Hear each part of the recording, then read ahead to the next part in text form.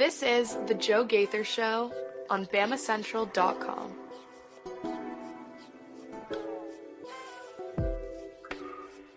Good afternoon, Tuscaloosa, Internet World, West Alabama, everybody who's listening to us on the podcast machine, Spotify, Apple Podcast, Amazon.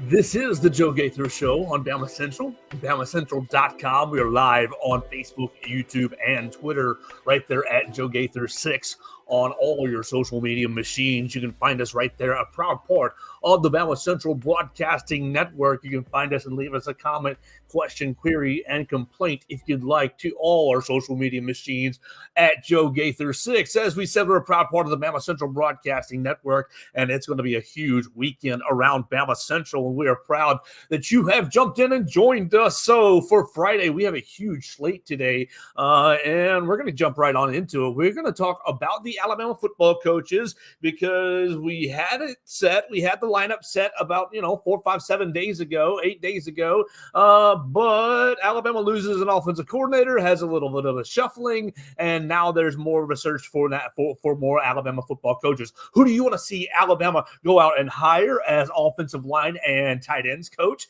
You can jump into the comments on Facebook, Twitter, or YouTube at Joe Gaither 6 and tell us who you want to see Alabama hire. We're going to tell you the story and how this has changed for Kalen DeBoer. Head coach Kalen DeBoer has had his responsibilities kind of shuffled on him in the last 8-9 days after losing Ryan Grubb.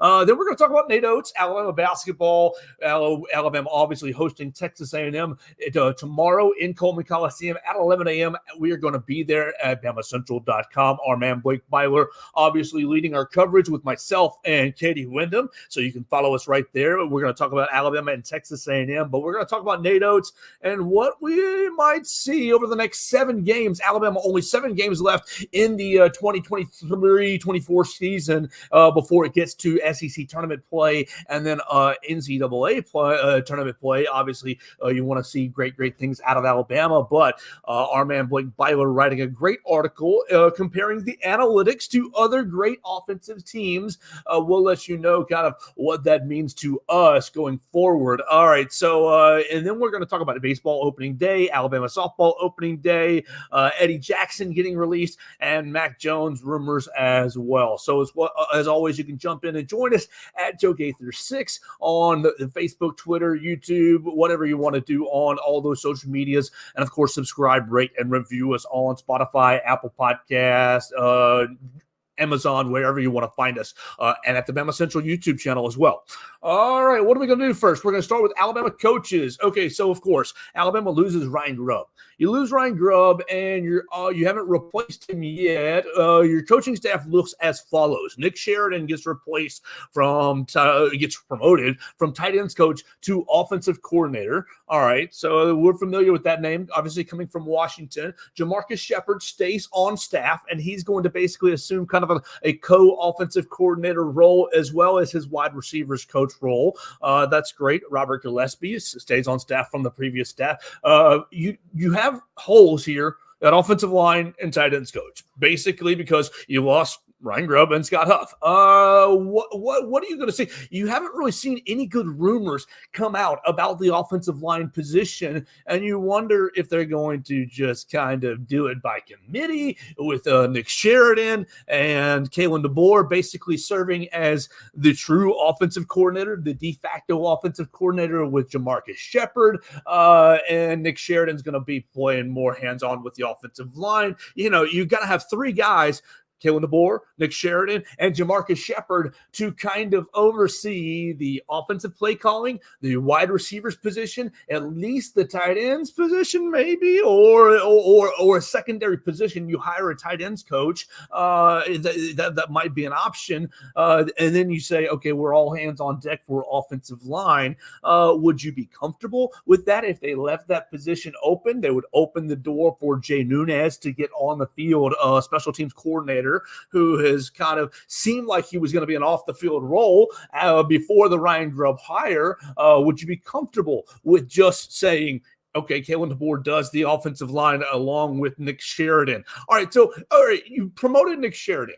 and you don't have a whole lot of experience in Nick Sheridan as offensive coordinator. Most of his experience comes as a positional coach and working with tight ends recently with Kalen DeBoer at Washington. What have you gotten out of the 2 seasons with Nick Sheridan as offensive coordinator in Indiana? Obviously, he followed Kalen DeBoer. Kalen DeBoer was 1 season as offensive coordinator. Then DeBoer departed to go to Fresno State. Nick Sheridan gets promoted at Indiana. And he inherits Michael Penix. You guys all saw Michael Penix at Washington this year. Michael Penix was one of those long-term college guys based on COVID years and injury years. But okay, he inherits Michael Penix. And yesterday, 2 days ago on the program, we ran down the points. And it was just like points per, the record of the points. They were 6-2, and then they were like 2-10. There was the COVID year, and then it was the second year, 2020 and 2021. All right, but actual numbers here with Michael Penix. Now, granted, in 2021, Michael Penix gets hurt again. They're playing quarterback carousel, but basically it all falls off. It falls off the rails for him. In 2020, the COVID year, Indiana is 59th in points. They're scoring 28.9 points per game. Do you want Alabama to score 29 points per game this year? That might be okay enough for you, but probably doesn't get it done against elite defenses in the SEC. They're 94th. They're 94th in yards per game at 362 offensive yards per game. That's not that great. Come on, you got to bump it up here. We have higher expectations of the Alabama offense going forward in 2024. Okay, so his second year, you expect a little bit of improvement because it's your second year calling plays. No, they drop off the face of the planet. They're 123rd in points with 17.3 points per game, and they're 124th in yards per game with 291.8 yards per game. So they take a massive regression. They lose 11 points per game. They lose, 60, that's 70 something yards per game offensively. Now, granted, Michael Penix plays his 5 games. He gets hurt. They go into quarterback carousel. But Nick Sheridan, as offensive coordinator with the Indiana Hoosiers, is really unable to establish a system. And by that point, he finds his way to Washington to return to tight ends coach under Kalen DeBoer. So what does it tell you? What's the story now for Kalen DeBoer? Kalen DeBoer has had to fill multiple roles already in his, month and a half on the job. He's been on the job for 5 weeks, 6 weeks. He was hired January 13th. I think is what it was. Let me look back on my calendar just to double check myself, because now that's going to drive me crazy. Yeah, Coach Saban retired on the 10th, and they introduced him on the 13th. So he's been hired for a month and 3 days. He's served many roles already. First, he served as kind of de facto re-recruiter for the Alabama roster, meeting with the roster. Then he fills out his coaching staff to a certain degree. Obviously, he's lost some guys already from that initial move, but he's turned into, okay, I got to hit the ground running and show that I'm an elite recruiter.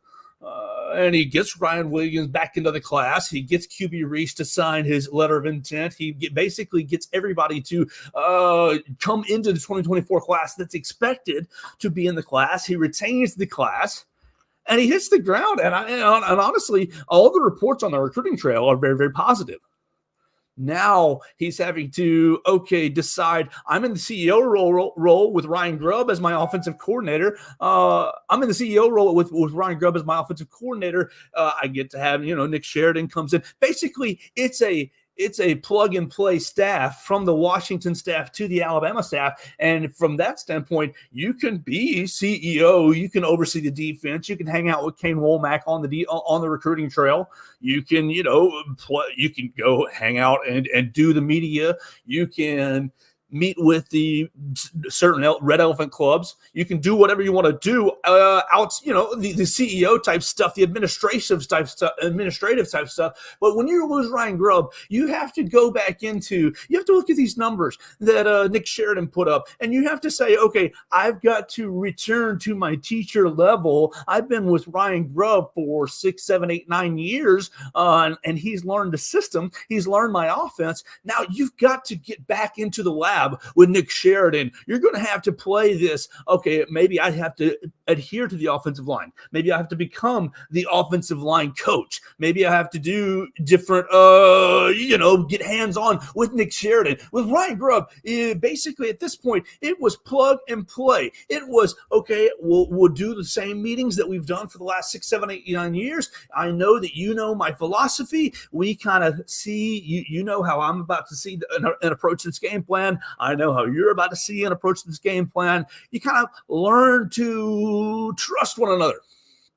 That level of trust is no longer there now that Nick Sheridan. Now, it's not there, but the level is not quite the same. The level is not quite the same because the experience is not quite the same. You're not going to just let Nick Sheridan, go off and run his own script without your input.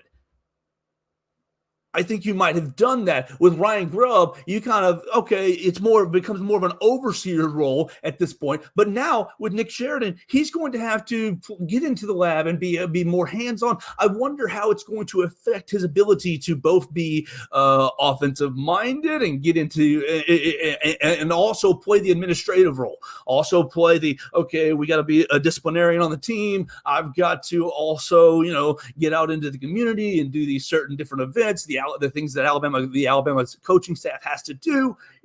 I've got to be an elite recruiter. Like, how much does this take his time away from some of the head coaching duties that you might have been able to do more freely with Ryan Grubb as your offensive coordinator? I think that's going to be the biggest hurdle going forward. Not that Nick Sheridan is a bad offensive coordinator. Obviously, these numbers at Indiana aren't that good, but you've got to consider Michael Penix getting hurt in the second year. You've got to consider you're playing in the Big Ten. You've got to consider you're now 2 years removed from your best season ever as a program, really in 2019, when Kalen DeBoer and Kane Womack were offensive coordinator and defensive coordinator respectively. You're basically pulling in that staff from 2019. Now, is Nick Sheridan qualified to be offensive coordinator? I think absolutely that's true. But it's going to have to be a little more hand-holding, a little more hands-on experience from Kalen DeBoer. And I think that is going to create just a little more hurdles for this Alabama football team going forward into 2024.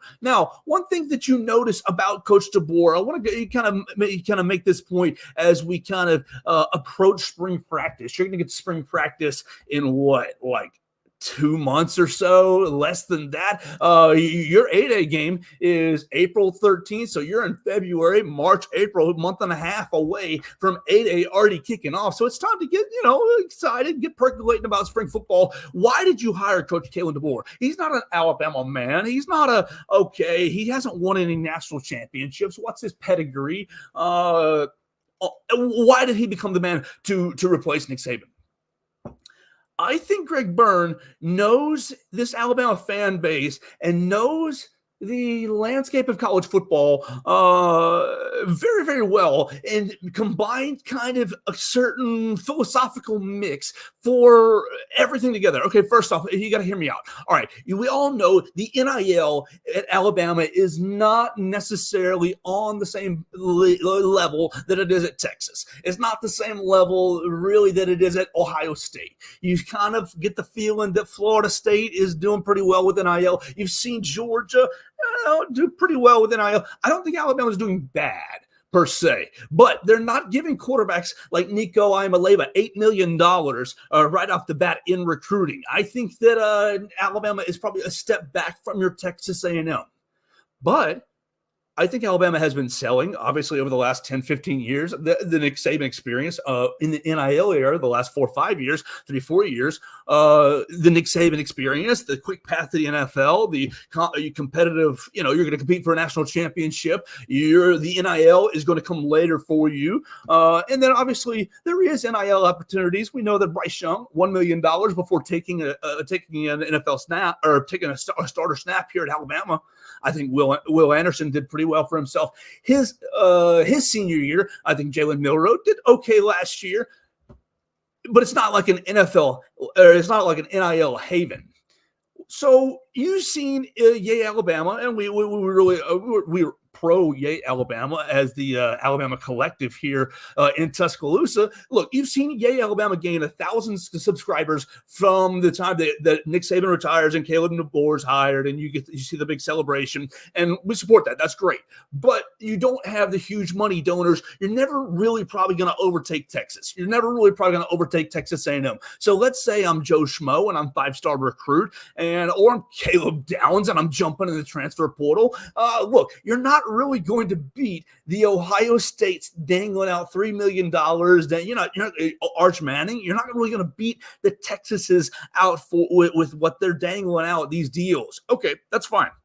But you're still Alabama. You're not going to lose out on every recruit. You're not going to become like, the school for the blind and deaf. You're not going to be Mississippi State. You're not going to be one of these terrible schools. You're still Alabama. You're going to get quality recruits. You go hire a guy like Kalen DeBoer, who has proven to be a great game day coach, who has proven over the course of his, 104-12? Is that his record as a head coach? He's proven over the course of his time, gotten to the national championship his second year at Washington, won 3 national titles in a secondary division in college football. He made Fresno State into a decent little school for 2 years. Like, he's made these smaller programs where the resources are few and far between.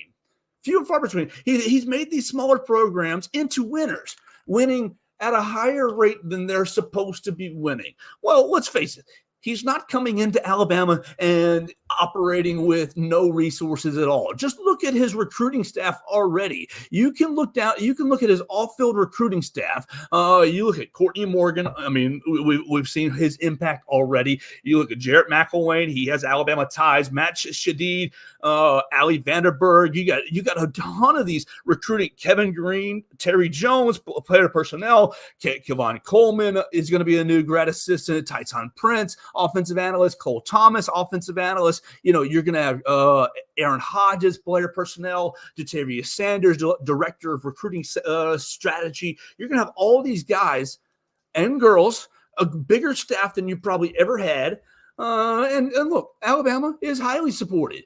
It's not going to be the Texas and the Texas A&M, but you're not going to be operating with tiddlywinks. You're not operating with just the BS stuff. You're not operating on secondary level as far as facilities go.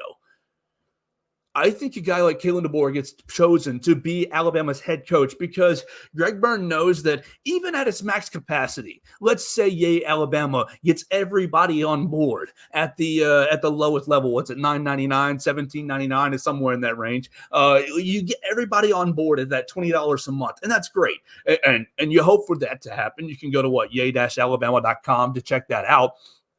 But you're still not going to be competing with Texas and Texas A&M. You're still not going to be competing with the Ohio States of the world. And that's fine, but Kalen DeBoer can do more with less. You bring in the 4-star recruit. Look at the state of Alabama in 2025. The class is loaded. Zion Grady is still out there. Yeah, Naeem Alford is committed to Ohio State. You saw him commit to Ohio State, a week and change ago. And you've seen, you wonder how much NIL money was at play there. You've seen the Ohio State people really jump out over and get into their checkbooks because of the Michigan National Championship.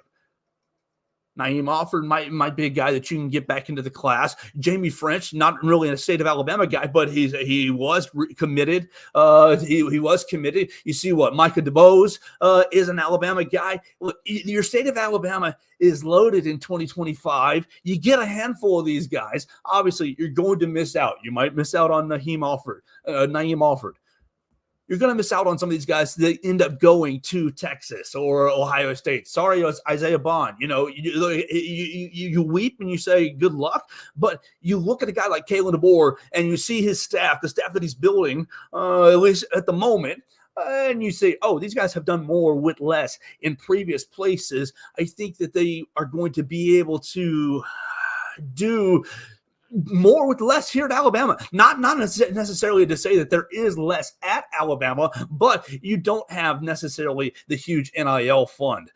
So as you continue to look at his staff, we looked at the offensive staff. We're wondering who the offensive line coach is, who the tight ends coach is going to be, how they're going to divvy up the responsibilities. The defense is pretty much set, and the defense has a lot of great characteristics. The defensive staff, that is, has a lot of great characteristics with Kane Womack leading the defense as defensive coordinator and linebackers coach. Maurice Linguiste is going to be co-defensive coordinator, and he's going to be with the defensive backs. And Colin Hitchler as well is going to be a co-defensive coordinator, and he's going to be with the defensive backs. Freddie Roach, you know how the experience that he has, associate head coach and defensive line coach. William Minge, you've seen the experience that he had at Washington. He was co-defensive coordinator at Washington. He's going to be linebackers coach here at Alabama, but obviously he's going to have a lot of input on the defense. So like the defensive staff is loaded with 4 different guys who have defensive coordinator experience. Now 3 of them are going to chip in as officially co-defensive coordinators,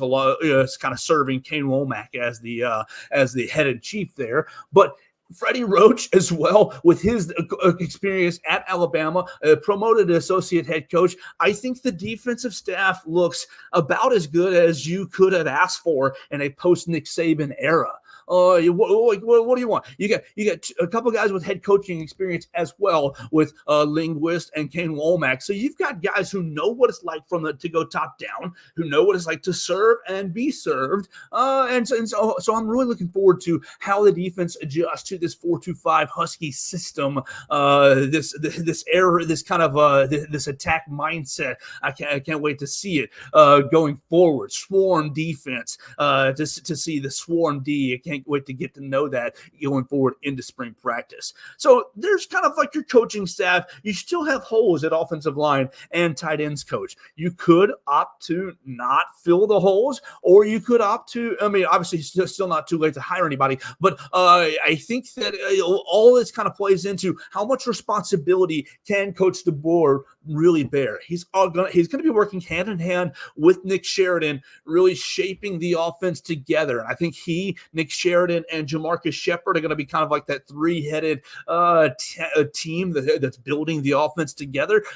How much can they really take on extra as far as offensive line or tight end duties? I wonder how that's going to play out. And can Kalen DeBoer still do the administrative duties, still do the CEO type stuff that's needed to be a head coach and really trust Nick Sheridan? You see the numbers we outlined: 59th in yards per game in the first year and 123rd in yards per game in the second year. Those are not great numbers. Now, obviously, you don't have the same weapons in Indiana that you're going to have at Alabama.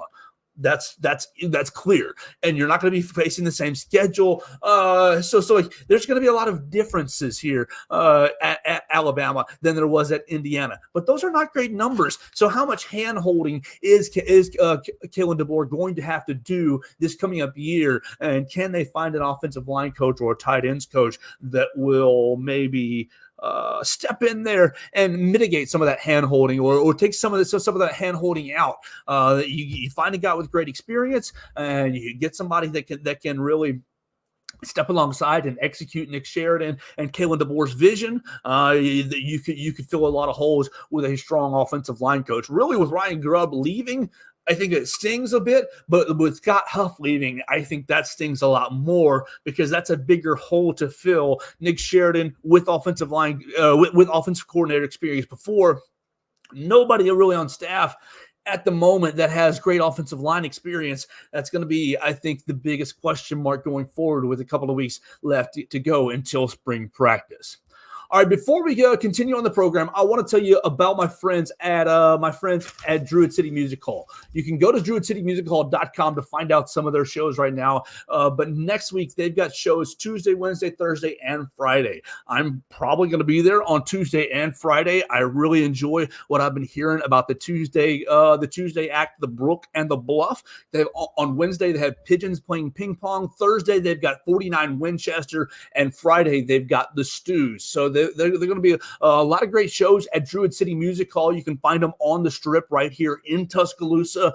Tell them that the Joe Gaither sent you. You can buy tickets at druidcitymusichall.com. You can find it right there at Ticketmaster as well.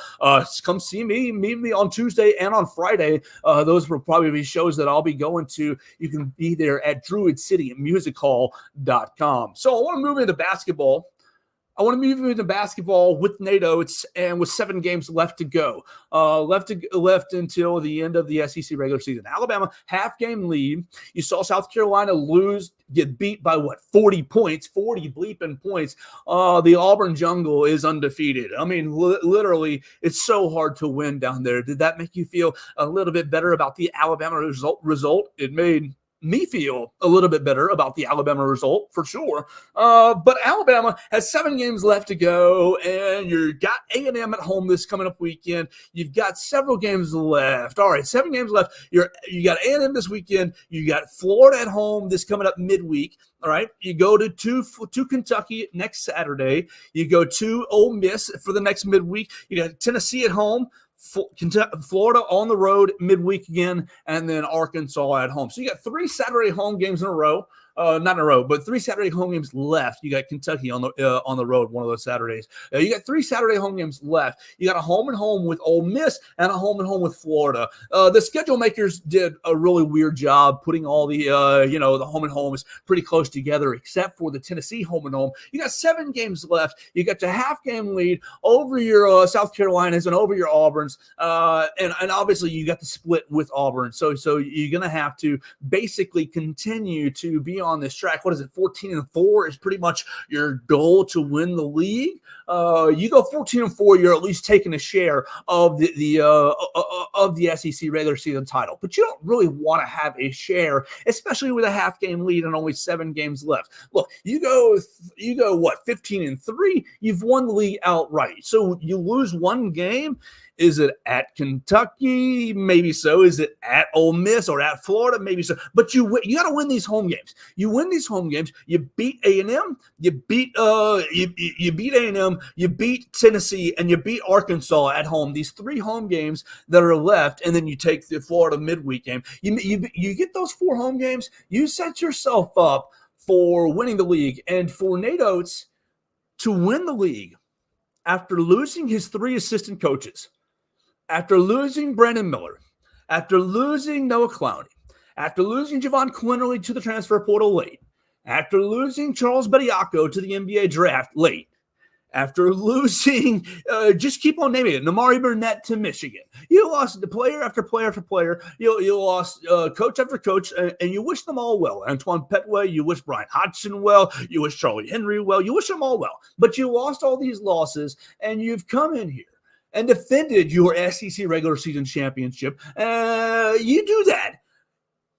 Okay. You go back to my man Blake Byler's article. Let's back up just a little bit. Blake Byler on BamaCentral.com put out an article yesterday. It's called Contextualizing How Historically Good the Alabama Basketball Offense Is. You can read it right there on BamaCentral.com. It's under the basketball tab. He outlines that this year's team is offensively one of the 12 best offensive teams in the last 25 years of college basketball, which is insane to say the least. Absolutely insane. Now, one of those teams is last year's Alabama basketball team. So that's pretty nuts.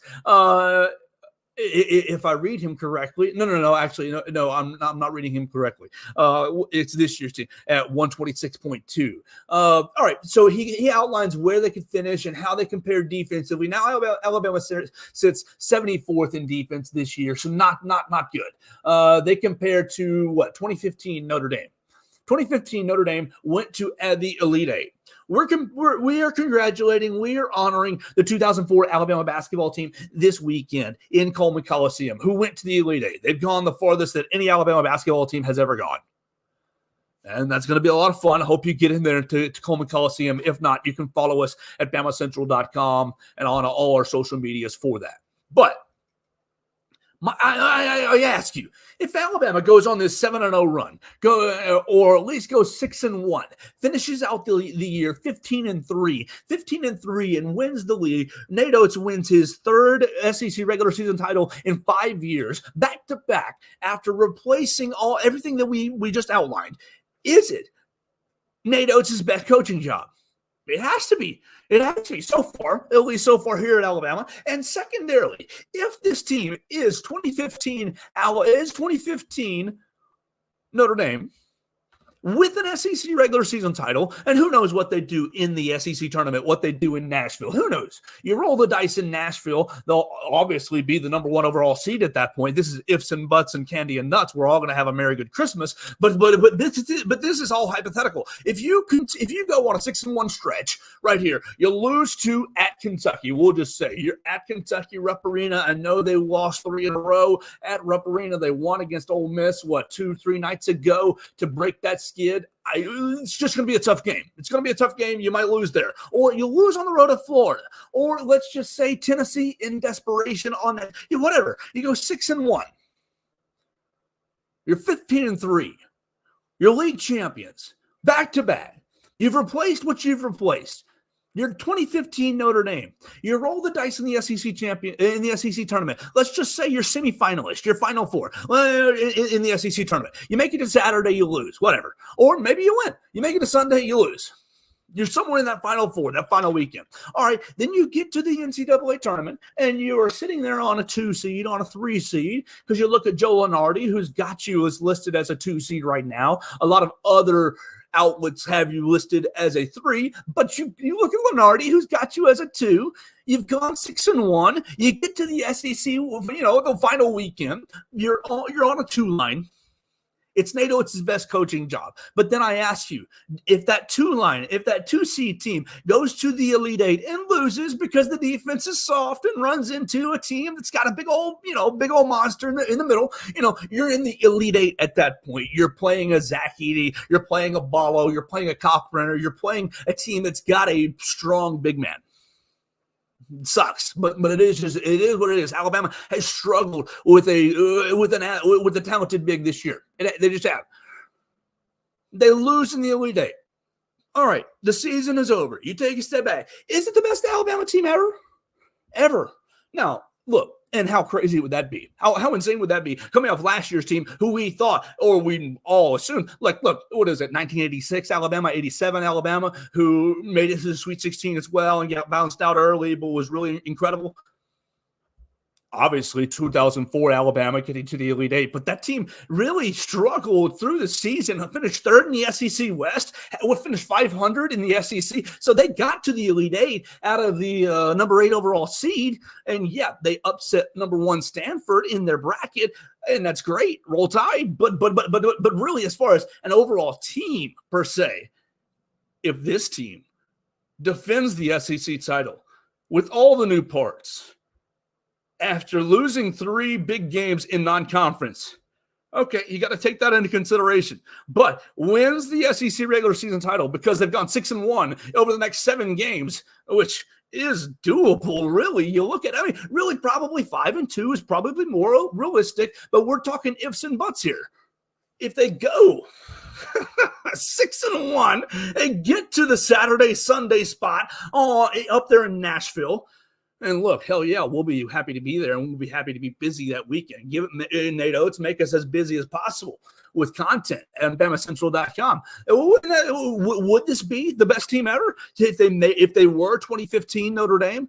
Analytically, that's who they stack up the most against. Now, could they be, 2012 Missouri? 2012 Missouri. Yeah, 2012 Missouri ended up losing in the first round.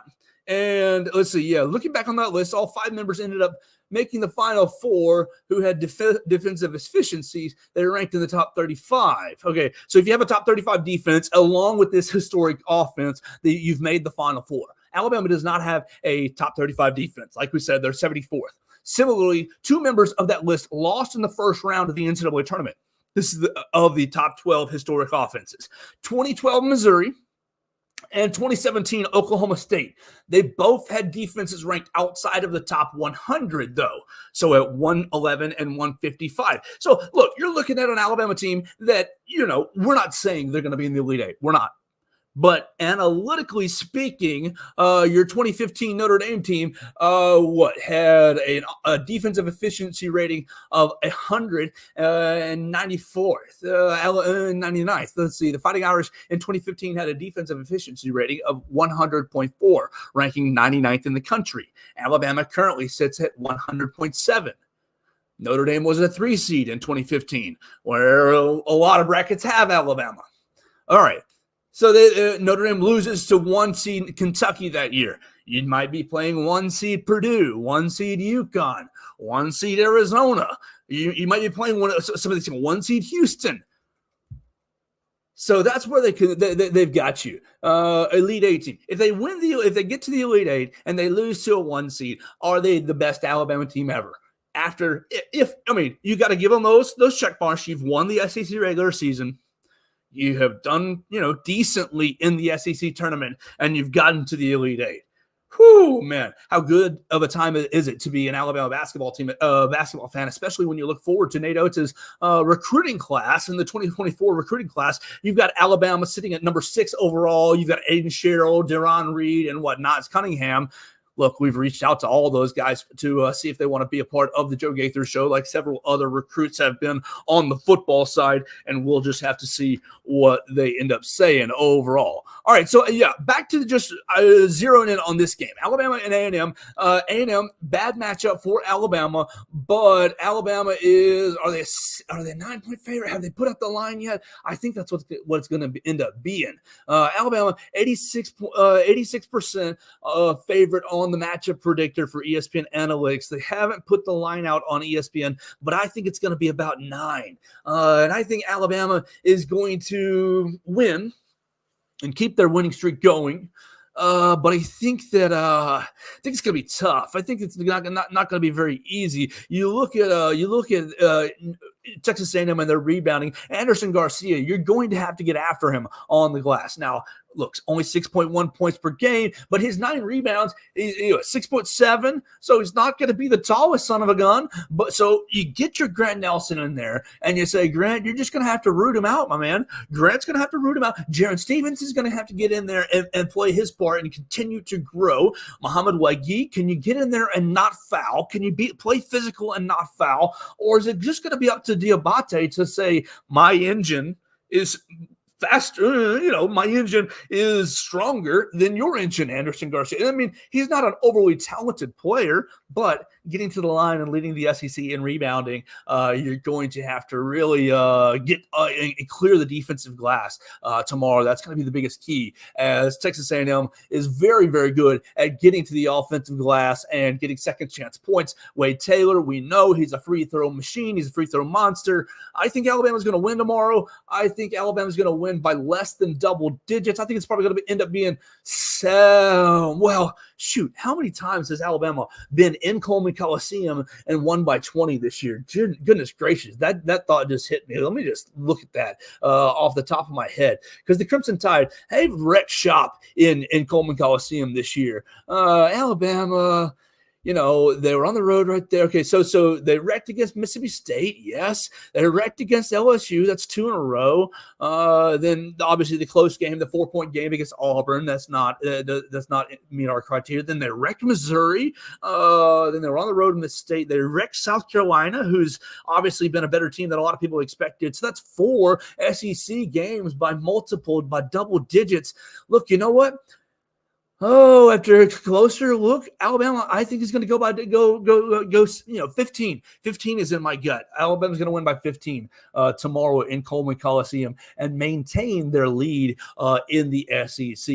As we stay on this topic, we're going to look at the rest of the SEC on the Saturday slate with Alabama. Yeah, I'm going to give them a 15-point lead at 11 a.m. on ESPN. You'll be able to follow us at BamaCentral. We're going to be in Coleman Coliseum probably, 9:30 real early. You can can follow us at BamaCentral.com.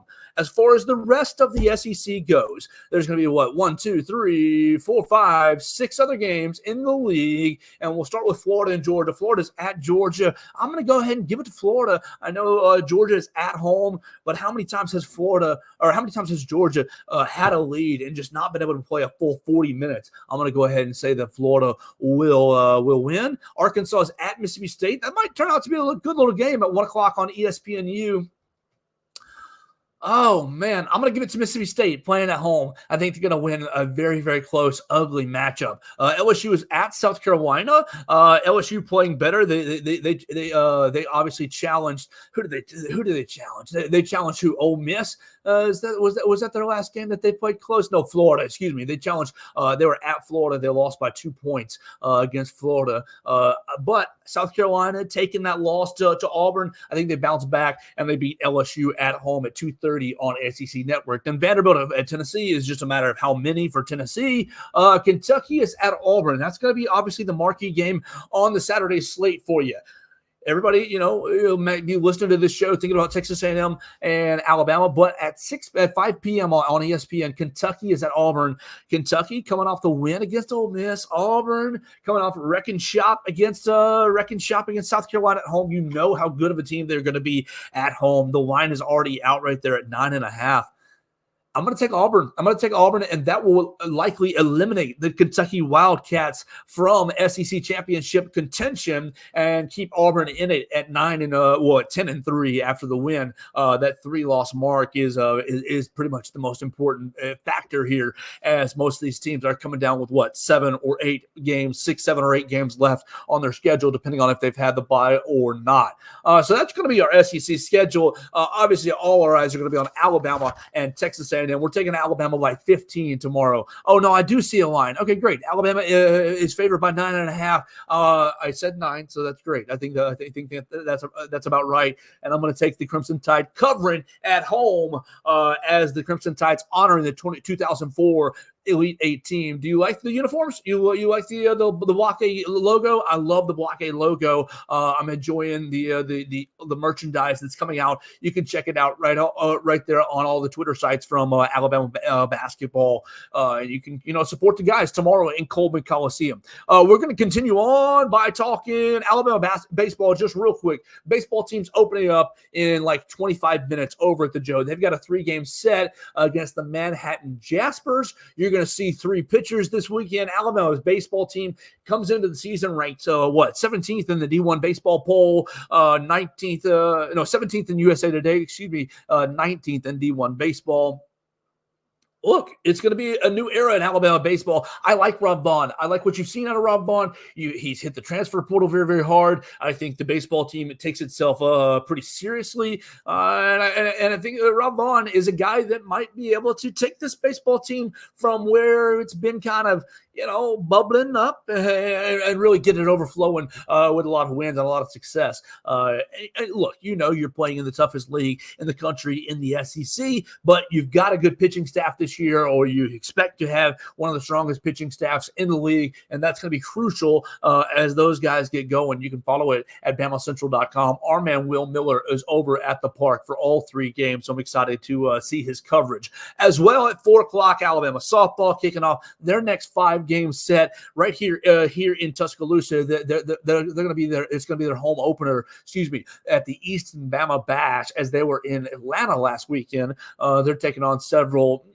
maybe not so hot teams: St. Louis, St. Thomas, Virginia, and Southern Indiana in a 5-game series across those 3 teams. So ideally, Alabama moves on to 10-0, and we see if the ladies have something that they can work forward to in the post Montana Fouts era. That's going to be very important to see what the pitching staffs can do. Obviously, you saw Caleb Beaver last week and get a no-hitter and almost get a second no-hitter. But can they do that against elite competition going forward? That'll be yet to be determined. And unfortunately, it'll be nice to get out there and support the ladies at the Rhodes House if that's what you're going to do this weekend. But I don't think that going 5-0 this weekend is really indicative of the competition that this team is going to be seeing really later on down the line when things get serious. Let's move on to two more topics to get out of here with. And they're NFL related. I know we don't always do a whole lot of NFL, but we're doing NFL as they relate to Alabama on two different topics. I want to thank everybody who's watched the Joe Gaither show on BamaCentral at BamaCentral.com. Listen to us on Spotify, Apple Podcasts, or on Amazon. You can subscribe, rate, and review the show. Send it to a friend. Tell them about the show and tell them about this bozo doing Alabama sports on BamaCentral.com. Before we do that and talk about these two NFL topics, I want to hit one more time on Druid City Music Hall. Druid City Music Hall this weekend. The Brook and the Bluff is going to be on Tuesday. This coming out week, Tuesday. The Pigeons playing ping pong. They're kind of a funky, a little bit of a take on Talking Heads per se. 49 Winchester, classic Southern rock, very country sounding, very modern country. 49 Winchester on Thursday. You can find them at Druid City Music Hall. And then the Stews. I'm going to be there on Tuesday and on Friday. The Stews sound kind of like Young Kings of Leon. They sound a little bit like the Black Keys. I know they are from Auburn if you look them up, and that might suck for you guys, but they sound amazing. So I'm really looking forward to be there on Tuesday and on Friday. But you can check them out, Druid City Music Hall, if you're into kind of a little Southern rock country, on Thursday with 49 Winchester, and you can check them out on Wednesday with Pigeons playing ping pong with a little more of a funky kind of Humphreys McGee, Talking Heads kind of jam bandy sound with pigeons playing ping pong over at Druid City Music Hall, and you can check them out at druidcitymusichall.com. Last thing I want to hit on for today is two NFL topics as they pertain to Alabama. Eddie Jackson gets released from my Chicago Bears, and Mac Jones likely getting released. Lots of slander, not so much slander in my opinion, coming out about Mac Jones. Let's start with what's nearer and dearer to my heart, and that's Eddie Jackson. Okay, Eddie Jackson, I have his uniform. Full disclosure, I have his uniform hanging up in my closet, and I have an autograph on the side of my fridge from Eddie Jackson. So I am a big Eddie Jackson supporter. But when it comes to the NFL level, I am much more just a Chicago Bears supporter. I love it when the Bears draft an Alabama player, but really once you're on the Bears, you better perform. And the last maybe 2 seasons, obviously the Bears have been bad. It hasn't been what it's been in 2018. And Eddie Jackson in 2018 was very, very good for the Chicago Bears, helping them win the NFC North. And, he was very impactful, getting lots of turnovers and scoring off those turnovers. But Eddie Jackson has maybe shown a little propensity to not want to tackle as much over the last couple of seasons. Now it's been harder. You're playing for a losing team. I understand that. But Eddie has played a little more shy since he's been paid. He, really 7 years in the league, 7 years as a 4th-round draft pick, 7 years after getting your leg broken here at Alabama tragically. Oh, just horrible. If Eddie Jackson's leg doesn't get broken, does Alabama win another national championship? I think so. But Eddie Jackson gets drafted in the 4th round by the Chicago Bears, and I remember going nuts in my living room in excitement. But it's time. I say, as a Bears fan, for him, it's just time. As he played 3 of his 4 years of his massive extension that he got, $58 million extension in 2020 after his huge season. In 3 of those 4 years. So congratulations to him. The Bears save $5-7 million. He was gonna make $12 million this season. 6 and change go on as dead cap for the Bears, and then they save another 6 and change. And Eddie can go play for a contending team. Hopefully. Maybe he can play for a team that can get him to play at 100% all the time. Now, look, the life of an NFL player is so hard. So it's so hard for me to judge that by watching film, hundreds of miles away and watching film through the laptop. I just think he lost some of the impact that he made in his younger years with roaming the backfield in the Chicago Bears defensive backfield. As far as the other topic, Mac Jones. Look, I'm going to take a little victory lap. If you've followed my career at all, whether I was when I was with Tide 109 or not, you know that I have been an not anti-Mac Jones per se, but a Mac Jones hater per se. Look, everybody in the Alabama circles, everybody that I listen to, everybody that listens to me, everybody that's in Alabama circles loves Mac Jones. Obviously, the 2020 season was magical. It was one of the best seasons in college football history and one of the best offenses in college football history. With that being said, I was always, a Mac Jones detractor. I always said he was not going to be a great NFL quarterback, and you're seeing reports now from Albert Breer talking about how toxic the New England quarterback room was, so toxic that Bailey Zappi was watching film in wide receivers rooms. You're seeing the New England Patriots drafting in the top 5 because of how unsuccessful they were offensively, and a lot of the Mac Jones supporters have said, and they're right, absolutely, the Patriots have not done right by Mac Jones, not giving him offensive weapons, not giving them adequate offensive coordinators, not giving them adequate offensive systems, not properly supported Mac Jones. And you're absolutely right. But I would argue that Mac Jones is never, and I did argue, that Mac Jones is never going to be the reason anyone ever wins.